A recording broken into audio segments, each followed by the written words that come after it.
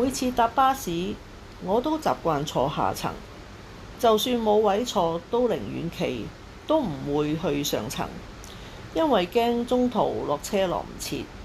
直至有一次同個仔搭車，佢話想坐上層，我話唔好啦，咁佢就話我哋到終點先落車，唔怕落唔切，因為嗰段係長程車，坐第一排又可以睇清楚啲靚風景，咁我就應承咗佢。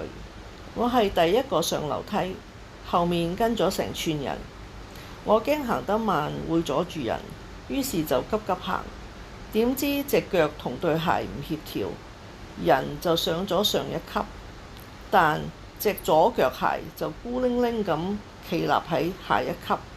當其時係夏天，着嘅係一對冇扮嘅涼鞋。喺我後邊係一個男人，再後邊就係我個仔。喺嗰一刻，所有人嘅眼睛都喺度望住我，簡直要揾窿捐。我期待我個仔幫我執返，點知佢係咁喺度笑。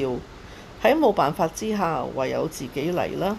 點知架車上晒乘客之後，又再開返車。架車好挫，卒之隻鞋連碌幾級，我要單腳跳落去執返。你話幾瘀啊？